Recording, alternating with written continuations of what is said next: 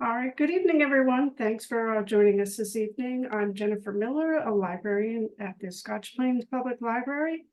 And our speaker this evening is Laura Paterno. She's with AAA Northeast in the Governmental Affairs Department, and she's here to talk to us about electric vehicles. So welcome, Lauren, and we'll let you get started. Thank you. That was a great introduction, saves me a little bit of time, but really just a presentation that gives you the 101 essentially of electric vehicles, the basics, what you need to know. You might have a neighbor who got one, you might yourself be thinking about getting one. So it's really just to give you more information to make an informed decision to see if it's the right time for you to make the leap into an electric vehicle. And so hopefully you'll just walk away with a few more answers, whether or not you're ready now, you're ready in a year, or you want a hybrid. You know, you didn't go into this presentation thinking a hybrid was right for you. So you might walk away with information you didn't expect. And I will say I won't have all of the answers. So anything that I cannot answer tonight, I'm happy to get back to you if I do not have the answer. But hopefully I'm able to answer the majority of your questions, and we'll get right into it. So we'll talk about 4 different topics, which is really kind of the little history of electric vehicles, then some of the basics about what these vehicles are. Then we'll talk a lot about charging. I think that's where people will have probably the most questions. And then we'll talk about the actual purchasing of an electric vehicle. All right, so electric vehicles are not new. This is an early British electric vehicle from, I think, the early 1900s. Some of the first vehicles that were created were actually electric, and they were preferred over gas-powered vehicles because they were quiet and they didn't need to be hand cranked. Women preferred them because they did not need to be hand cranked. Doctors who made house calls preferred them because they did not need to be hand cranked. But the problem was you could only use these vehicles where there was electricity. And at that point, that was only in major cities. So unfortunately, by the time the Model T was available, there was a huge cost differential. Once the assembly line was established, the Model T was significantly cheaper, and they were really able to make these vehicles affordable, and electric vehicles essentially went out of favor. Crude oil was available, and that could be shipped across the nation, regardless whether or not you had electricity yet. So really the gas-powered vehicle prevailed because of gasoline and the lack of electricity in many areas. But Thomas Edison, if you look at a lot of his prototypes, they were electric. He actually worked with Ford for a little while to try to develop an electric vehicle. So there's a lot of rich history in our country when they were first developing an electric vehicle. First developing a vehicle. I'm sorry, my cat is making an appearance, and that might not be the last of him. There was a lot of rich history when vehicles were first coming to the market, that they really were trying to make a push for electric, but it just did not prevail. So why electric now? There is a variety of reasons. So first, you know, everybody's talking about the environment, obviously. We know that that is a major concern. Greenhouse gas emissions account for about 1/3 of transportation emissions. So it's a significant amount of transportation. The transportation industry makes up a significant amount of the total greenhouse gas emissions. Then you have the bipartisan infrastructure law, which put in a lot of funding into electric vehicles, and now that's trickling down to the states as well. You're seeing a lot of states now invest heavily into building out EV infrastructure, and then you're also seeing states that are now banning the purchase of gas-powered vehicles. So that includes in our area, New York and New Jersey. Connecticut was going down that path. They reneged. They got a lot of pushback from the auto industry and the business communities, and now they have pushback from that. So more to come. I think that more and more states will follow suit, but whether or not it's realistic that all gas-powered vehicles are going to be, the purchase of new gas-powered vehicles will be able to be, you know, phased out starting in 2035. I think that remains to be seen how real.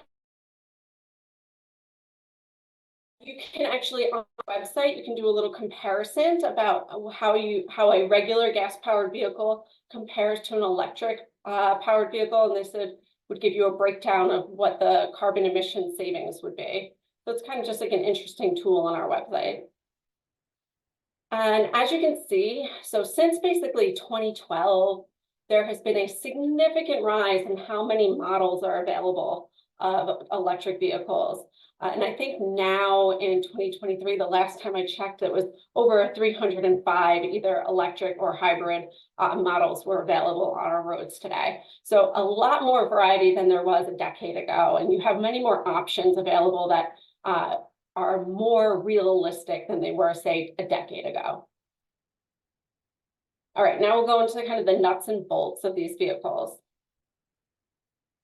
So there are three types of vehicles. You have the hybrid. These are primarily powered by gasoline, complemented by electricity. And your example of this is your classic Toyota Prius. The Toyota Prius was the first hybrid to come to the market, and they were also really still probably the best hybrid out there. They're a very fuel efficient car, and Toyota has really learned how to perfect these vehicles. So if you like driving a Prius, I don't really love the way they drive, but they are highly fuel efficient vehicles, and they are very safe and really have the technology over time has really gotten them to a good place. Then you have a plug-in hybrid, and right now this is one of the fastest growing areas in the electric market. These are primarily electric vehicles, and they are complemented by gas to extend the range. So your electric range might be 20 to 50 miles per charge. And I was looking at the Volvo SUV, and for example, that got 35 miles per charge. Then I think it was a total of about 60 miles per gallon for that Volvo SUV. So it's a good kind of way to dip your toes into an electric vehicle if you don't want to go all electric. And obviously the next type of vehicle is your battery electric vehicle, your all electric vehicle. Those are your Teslas. They require only electric. You have to charge them. You have to charge them either you get electricity and you get level 2 charging installed in your garage or near your home, or you're charging out in the public in the community. All right, so there's a few things about electric vehicles that make them fun. First, it's instant torque, which means they have pep that goes right away. So they're fun to drive. They have like this little zip. They're very zippy. You don't have that 0 to 60 slow kind of peak the way a gas-powered vehicle is. You can go to 0 to 60 in like 2 seconds in most electric vehicles. They're very peppy. And then something unique to an electric vehicle is regenerative braking. So you don't use your brake in the same way that you use your brake in a gas-powered vehicle. And with regenerative braking, when you do use the brake, the energy that is used in braking goes back into the battery to conserve the energy. So it kind of gives a little bit more energy back to the battery. So it's unique to electric vehicles and makes it a very smooth ride. But you do have to get used to the different braking technique. Then you also have a low center of gravity because the battery and the weight is on the bottom of the vehicle, so they don't flip as easily. And then they're just quiet. You know, they're quiet. They're not a loud vehicle. You don't have the ICE, you know, the engine of an ICE vehicle. And when I say ICE, I mean internal combustion engine vehicle. So range. I think everybody gets a little nervous about range. Like, if I buy an electric vehicle, am I going to run out of a charge? Am I going to be stuck on the highway someplace? Most likely not. Although range is not where a gas-powered vehicle is yet, it's getting very close. And if you are a local traveler where you don't do a lot of like, you know, you're not a 2-hour commuter each way and you're not doing big road trips on a regular basis, if you're using this vehicle as your daily commuting car around town, you probably have enough range and you won't notice it. You'll go out, you'll run your errands, you'll do your thing during the day, you'll bring your car back home, and you'll charge it at night. So for most people who stay close to home, an electric vehicle will have enough range. But it is important to note that particularly in cold temperatures, that depletes the battery. You might have seen those reports. It was very popular out of Chicago. They were calling them dead robots, that the Teslas basically died out in Chicago because the temperatures got so cold that these vehicles could not function. And that is a reality to electric vehicles, that cold temperatures are not kind to the batteries. It does not get to Chicago temperatures here, so we're lucky, but even on a cold day here, you will see your battery deplete and you'll have to charge it more frequently. I'm happy to stop if I have any questions. I don't know if I can see the questions though, unfortunately.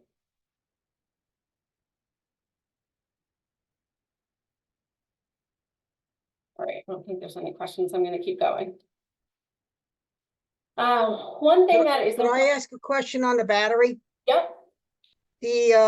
You said a regenerative battery. Now, the regular EV has a 12-volt battery as well as its large bank of power batteries. When the regenerative battery, does that charge the power batteries or that charge the 12-volt battery? Because I understand there's 3 12-volt batteries available on the market. The standard one that's used for auto start and stop. I have one of those. And then there's the one for regenerative.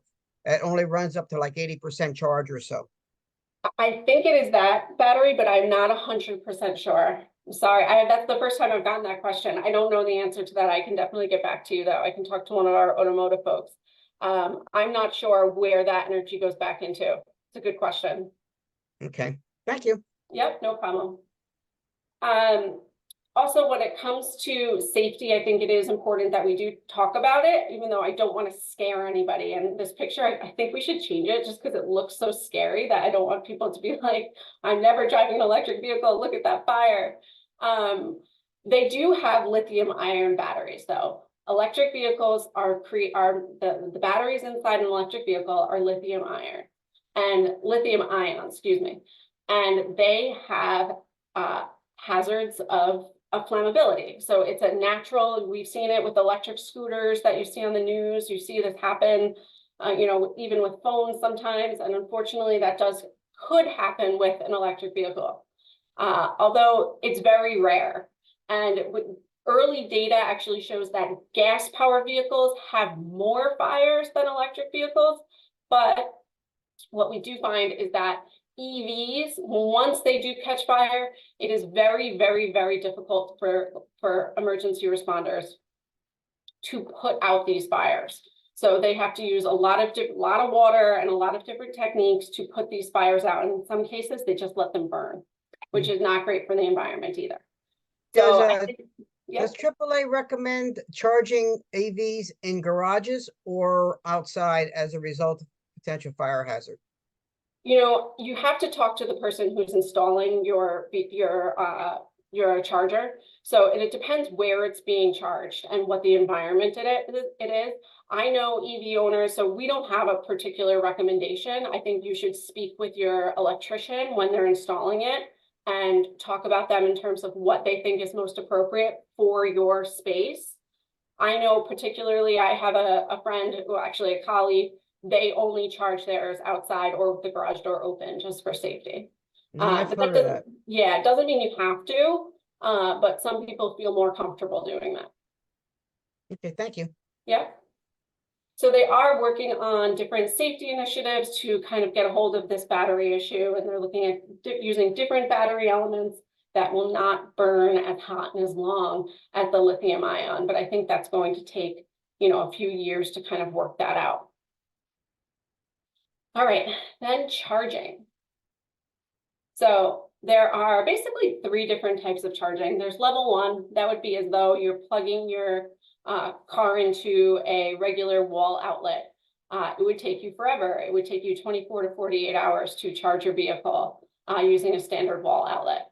Then you have level 2 charging. This is the kind of charging that if you did buy electric, you would put in, install into your garage or wherever the electrician deems appropriate. And this is akin to an electric dryer outlet. It's a 240 voltage outlet. This takes 5 to 21 hours, depending on your make and model. And this is really the type of vehicle, the type of, charger where you plug it in at nighttime, you wake up in the morning and your car is charged. Then you have your DC fast chargers. These are what you're going to see more around highways and are going to get more popular along routes of, the way you see a rest stop now, for example. You're going to start to see these really become more popular. And, you know, last time I took a road trip, every time I would go to park, I would just look at the electric vehicle charging and they were all full. So I've heard from speaking with others that it can be frustrating trying to find DC fast charging available when you need it on a road trip. Is it true that the DC charging shortens the life of the battery if used frequently? You only want to charge it if you're doing fast charging. You want to charge to 80%. You should be okay. Okay. You don't want to. It's not good to always keep topping off your battery. The same thing they say about your cell phone. Actually, you don't want to always be charging it and overcharging it. So if you keep it to 80%, I think you'll keep the integrity of the battery. Do the cars come with software in order to control that? Because Yeah. you're not going to get up at 3 o'clock in the morning and go look at your charge level. No, you can set it via an app, and then the app will turn off the charging at whatever you program it to. Okay. So right now, this is a global look. Right now, most people are charging their vehicles at their homes. So I think that will become the norm. We will not be visiting gas stations the way we do now. We will mostly be charging at home, and then we will be charging, you know, on road trips at rest stops and those kinds of places to complement with DC fast charging. I would say that is likely to be the norm at some point. This is just a little map of how many chargers there are out there right now. We have AAA has a find a charger and plan a trip. So you can make a trip according to chargers along your route. But there are extensive amounts of chargers out there, but I think the quality of these chargers needs a boost, and we still need more. So, a lot of what's happening is people will go to one charger, they might say, oh, it's broken or it wasn't working, I need to go to the next one. So there's a little frustration out there with the network itself, but I really feel that over the next 5 to 10 years, those problems will become a thing of the past. States are already building out their networks and their plans for the future. So I think that will change. We were talking here about requiring multiple family dwellings to require chargers. I think they passed that. Possibly. Yeah. But I'm not sure how many charging units they require. I don't think that they required the multi-units to. I don't think the legislation they passed required the multi-units to install them. I think they said they could not prevent like homeowners associations could not prevent if people who live in those communities want to install a charger. I think that's what it was. Okay, well, that doesn't necessarily get your car on the road, but that means they can't stop you from doing it. Exactly. Yeah. We were talking about requiring it here in the multifamily dwellings that are being put up to the low-income housing requirement, such that a significant number of the parking places have charging stations. Yeah, I mean, I don't think they made it a requirement, but I don't quote me on that, but I'm pretty sure they didn't. But I would say most new properties it's being heavily encouraged for them to put in electric charging when possible. And, there's a financial aspect to it. They're not cheap to install. No, they're not. No. $1,000 or so for a stage 2. Yeah, is it only I thought it was more. Well, I think that's the installation costs. Okay. But then there's the charger itself. Yeah, and then the upkeep of the charger, they're not cheap. Yeah. I see Edward has a question.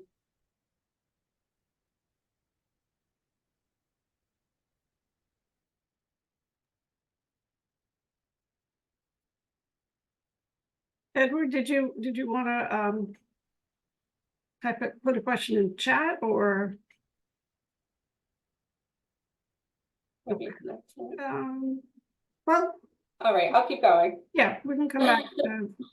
All right, so as you can see, the investment into EVs is really ramping up. 5 years ago, there was very little investment. Now we're seeing they're projecting in 2026, there'll be $200 billion worth of money from overall put into this technology. And I have a feeling that number is actually low. I think it'll end up being more by 2026, by the time 2026 rolls around. So the money is there. It just now is going to take the time to build it out. And, there's a little bit of a lag right now. Everybody was talking EVs, and now sales have gone down. And people really feel like the EV infrastructure is not ready and people are holding back. So I think there's a little bit of a pendulum swing back, but I do think that in another year or two, you're going to see that pendulum go back and people are going to start feeling more comfortable buying again. All right, and speaking of which, we'll talk a little bit about buying. Okay, so, one challenge with an electric vehicle nowadays, and it's still the case, is that they are still more expensive than your gas-powered vehicle. So as you can see that in July, the average price for a gas-powered vehicle, a gas-powered vehicle was $48,000. Your average EV costs $53,000 and change. So there is still a premium to buying these vehicles. But what they say is that over time, your cost savings, it'll be a washout, essentially. What you save on gas and maintenance will be a wash on what you put out in the front, to actually purchase the vehicle. So you might be paying a little more upfront, but you'll save a little more over the lifetime of the vehicle. So it's something you have to weigh. So that's why you're unfortunately still seeing people of higher incomes purchasing, because they have the cash on hand, they can spend a little bit more and they can buy these vehicles. We're going to start to see that slowly dwindle, and these numbers are going to get closer and closer together, where you will see a price match. I would say within the next 5 years, you'll probably see a price match where gas-powered vehicle and electric vehicle will cost around the same amount of money. And you still do have affordable models on the market. It's just they're not going to come with the bells and whistles like a Tesla. Right now, you get a Tesla, you have access to their whole network. Other makers are joining Tesla's EV charging network. And as that starts to happen, it's going to be much easier to purchase a vehicle and buy into a good network where you know that you're going to be able to have a reliable charger. This is basically what I was saying, is that EVs are more cost effective over the long term. So they have lower maintenance costs. So you don't need oil changes, you don't need air filter replacements. But one thing that you do need with an electric vehicle is that your tires will wear out quicker. The vehicle is heavier, so that your tread on your tires wear out quicker. So you do replace your tires more frequently than a gas-powered vehicle, but your routine maintenance is lower. You're not going every, X amount of months for an oil change, and you don't have to worry about that anymore. You just will have to keep an eye on your tires. We do have a cost of ownership calculator if you wanted to do a quick analysis based on a vehicle that you were thinking about purchasing an electric versus the gas, somewhat of a gas equivalent. We don't have every make and model, but if you wanted to play around with it, you could go on the website and play around with it to get an idea of what cost of ownership would be over time. All right, so you do have a lot of options for incentives. The incentives are starting to go away. So if you are thinking about getting an electric vehicle, get the incentives while you can, because they will not be there forever, unfortunately. They did make it more difficult in 2023 to use your tax credit to earn the tax credit for the purchase. So now you have to meet specific criteria for income and the type of vehicle in terms of the MSRP. So if the vehicle is over a certain price and you make over a certain amount of money, you will not be eligible for the federal tax credit anymore, which is a bummer. They were available for everybody. Now they're really trying to get the middle class to purchase these vehicles, because right now we have the upper class purchasing these vehicles. We need the middle class to purchase and buy into these vehicles, and then hopefully adoption rates will continue to increase. So these tax credits are now targeting middle class. This is basically the same thing.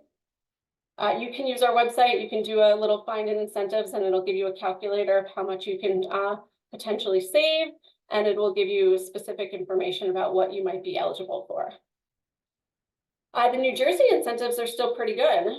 So if you want to take advantage of the New Jersey incentives, they are still pretty good. You have a $4,000 rebate for a vehicle under $45,000 and a $2,000 rebate under $55,000. So it is still there, and there is no income-based, restrictions. And also, probably the biggest thing is that battery electric vehicles are exempt from sales tax. That's huge. I think we're the only state in the nation that has a sales tax exemption for battery electric, at least one of the very few. So that in itself is a good savings, and eventually that will go away as well. There's also EV incentives for charging. So you would want to call your utility company, see what you are eligible for, and work with them to get that EV charging costs and rebates and see what you're eligible for. And nowadays, many dealers work exclusively with certain EV charging installers, you know what I mean. You know, Tesla's in the area, I've heard, will refer you to somebody, and that way at least you know they might charge you a little more, unfortunately, but at least you know that you're getting somebody who's done this before, and you know, I would feel better knowing that I'm going with somebody reputable who's putting in a lot of these, that I wouldn't have to worry about like a fire or something like that in my garage. So we are seeing a significant amount of new registrations. The most recent data really shows you, I think we're up to what, a little over 8%. I think we have the highest EV adoption rate in the Northeast here in New Jersey. We beat out Massachusetts, we beat out other states that are kind of going full into electric vehicles, and we have the highest adoption rate so far.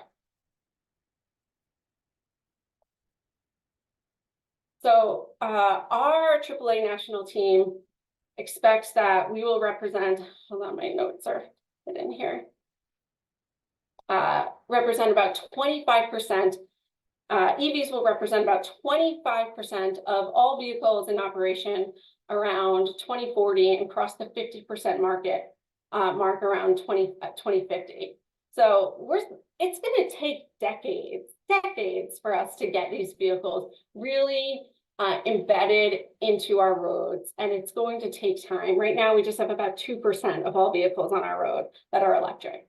So it's really going to take a lot of time to get these vehicles on our road and start to get the ICE vehicles off our roads. It's going to be a slow transition, but it's going to happen. It's a reality. I don't think that at this point it's going to go any other way. It just might be a little slower than people originally thought. So just a little overview. Some of the pros: no more gas. The con is the high price point. You have tax incentives and credits right now. Oh, we didn't really talk about this. The battery replacement. If your battery goes on your vehicle, you really have to make the decision of whether or not you want to replace that battery or replace that car, because that's how much a battery costs right now. But if you take good care of your battery, it should last close to the lifetime of the vehicle, especially a newer model. You know, if you're buying an older used model, maybe that might not be the case. But newer vehicles, if you take good care of the battery, and you know, you're not overcharging it, you're following the manual, what they recommend on how to charge, you will probably be able to keep that battery. But they are expensive to replace. There's less maintenance, as we talked about, but you do have to put in home charging equipment. And of course, you have a reduction of an environmental impact. But electricity obviously is still going to cost time and your money, but it will be cheaper than gas. And they're fun to drive. If you haven't driven one yet, I highly recommend it. They are fun. And of course, the technology and range are still improving, and we're going to see significant improvements. Probably as again over the next decade or so, we're going to see some pretty significant improvements in this technology, just the way we've seen iPhones and other things really take off over the last decade or so. Lauren, could you address the different environmental impacts related to the EVs, such as recycling of the battery, the wear and tear on the roads, and on pollution from tires wearing quickly, and items like that? Sure, I can touch on a few of those things. I'm not an expert, but basically, so there are some environmental concerns with an electric vehicle, and you can't get around it. at the beginning of the life cycle of the vehicle, you have the mining process, right? That is not a clean experience.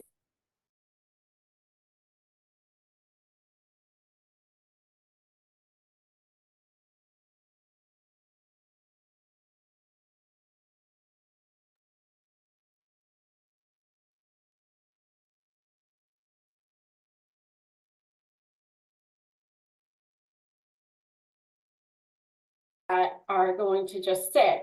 Now, there's a lot of either different manufacturers that are starting battery programs, recycling programs.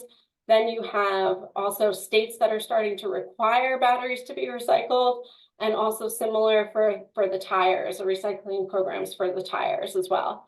But with that said, when you look at the lifetime of an internal combustion engine vehicle and you look the lifetime of an electric vehicle, there is a reduction in carbon emissions over the lifetime of the vehicle with an electric vehicle versus a gas-powered vehicle. So even though you still have those environmental burdens with an electric vehicle, the data is showing that you still save a significant amount on emissions over the lifetime of that vehicle. Lauren, does the data take into consideration the power generation to charge the vehicles? Yes, yes. What do they, And I will what do say, they- the data is a moving target, you know, things that looked one way 2 years ago could look a different way in 5 years, you know, okay, so. are they basing it on nuclear? Are they basing it on wind turbines, solar I don't- panels? I don't know, I don't know. I think Okay. they factor it all.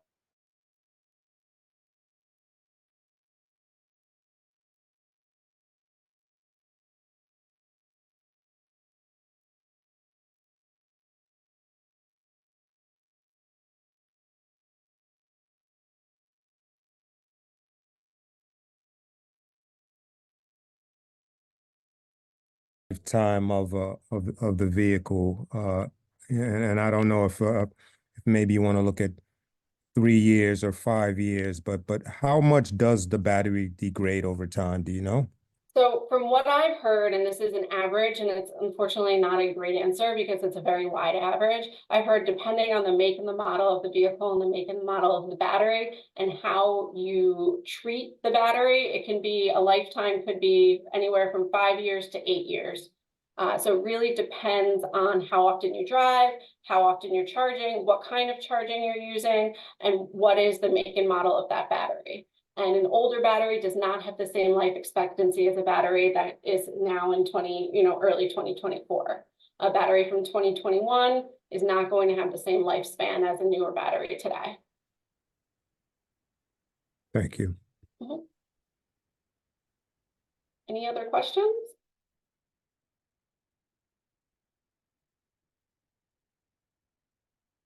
Lauren, there's a question in the chat. How much faster on average do the tires wear out compared to gas vehicles? You guys are gonna kill me. It depends the make and the model of the vehicle.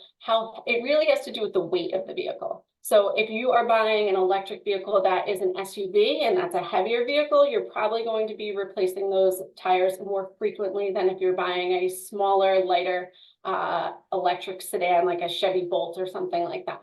So the heavier the vehicle, the quicker the tires are going to wear out. Thanks. Lauren, does an EV take a certain amount of attention by the owners or operators? In other words, warming the battery before you go ahead and charge it and stuff like that. And do you see your gasoline powered vehicle owners careful with their vehicles now? Not sure. Can you repeat your question? I'm sorry. Okay, the EVs, they require a certain amount of expertise to operate them, to own them, to charge them. In other words, things like having to preheat the battery in the cold weather so it accepts a charge. Whereas certain I see what you're saying in terms you know, of like that how they, easy it is to operate an ICE vehicle. yeah, and do you see people operating ICE vehicles being careful about how they maintain their vehicle? I would say yes and yes. So what I will say is that the technology now that's available in a vehicle, and whether you're getting a gas-powered vehicle or an electric-powered vehicle, there's a little bit of a learning curve now, like the infotainment systems, how to hook up your phone to the system. There's a bit of a learning curve to the new technology that's in these vehicles, especially if you're buying a 2024 vehicle. Now, with that said, you do usually with your electric vehicle, you're going to have to learn how to use the app and how to monitor your range through the app. And, you know, that is something. And one thing that we've actually found is that you really need to go to a dealership that is knowledgeable on the electric vehicles that they're selling, because you might end up with a dealer who does not really know about that vehicle and how to operate it. And we've heard that from our members, and we've heard that from the public. So just make sure that if you are going to a dealer, The manufacturer would train their dealers. unfortunately, there's been a little bit of a disconnect. I've heard it's gotten better in recent time. This was a problem, I want to say, maybe like 2020, like when people remember during the pandemic, everybody was running out to buy vehicles. So just make sure you're going to a reputable dealer who's very comfortable selling electric vehicles that you feel like is answering your questions. That's going to be an important part of this. Now, they're not going to train you on everything, but you want to know that they know the vehicle and the ins and outs of that vehicle. Kind of like learning how to work your DVR, huh? Yes, it might even be a little more complicated than that, unfortunately. I suspect. And it really, it depends how tech savvy you are. You know, if you're somebody who's comfortable with an app and comfortable with your infotainment system that you have. And what I mean by infotainment system is that screen that's on your vehicle now, where you press radio, you press Bluetooth, you know, you have all those different buttons and options. So the more you get to know it, and, you know, don't be afraid of your manual. I know those manuals can be intimidating. But really those manuals can be your best friend once you kind of like get in there and start reading it. But do you find that the present owners of ICE vehicles, that they read their manuals? I mean, I've read my manual, but I also work for AAA, so I might be a little bit of a nerd. I know, but you have to respond to service calls to vehicles that are out there. And do you find that people, does AAA find that people read the manuals when they get a call? They can explain why they have a problem? Or is it just simply the car stopped running? I don't know. I don't think I can answer that. I'm not Okay. sure. I don't work close enough with our call team to be able to know the answer to that. Okay. We have a question Yeah. about inspections.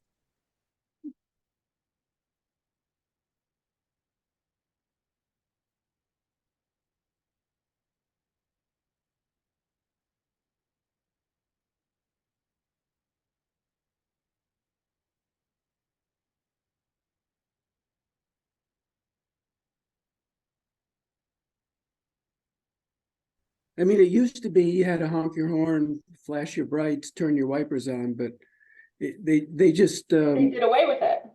Yeah, right, they check right. your onboard sensor and the Tailpipe. evaporative system with the fuel filler, and that was it. I don't know. Because why would you need an emissions inspection for an electric vehicle that is not giving out? Right, Right, right. right. That, hence the question. Yeah. I don't know. That's a good question. Okay. I'm gonna try to look it up right now. Zero emission vehicles are exempt. No. Okay. Skip emissions test, no inspection sticker needed. But I would assume that a plug-in or a hybrid would still need it because you're still running on some gas. Mm-hmm. Okay, thank you. Yeah. So you should add that to the pros column.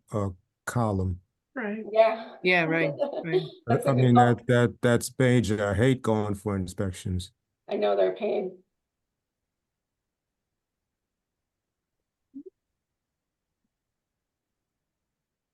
Do we have any additional questions, comments? I'm just interested, is anybody here currently driving an electric or hybrid vehicle?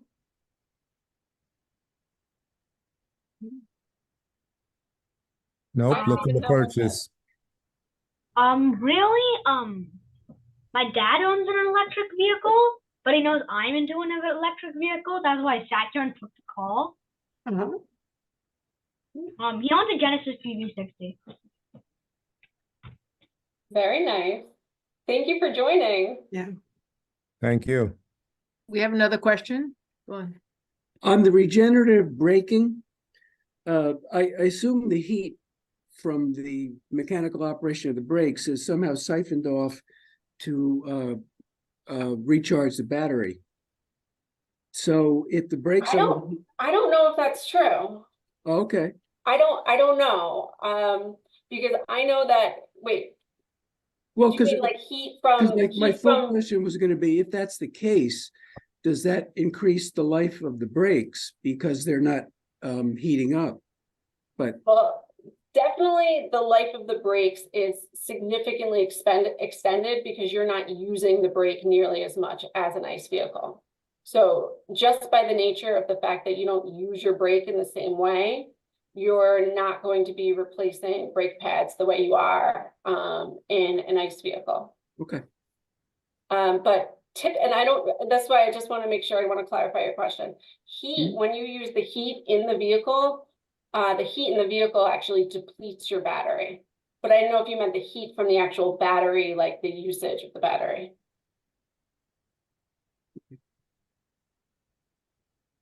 You mean the heat of the battery? Do you mean the heat of the battery or the heat of like turning the heat on in the car? No, I think I'm confusing you. It's okay, never mind. no, no, I meant the heat that braking, the operation of braking Okay. generates a lot of heat, which can Yes, cause okay, so wear. yes, so that energy, everything that any energy created from the braking, whether it's the heat or I don't even know the physics behind it, any energy that's created during the braking, all of that energy is regenerated back to the battery. So Okay. it might be the heat. You might be right by saying that. I just don't know the specific mechanics to it. Okay, thank you. Yeah.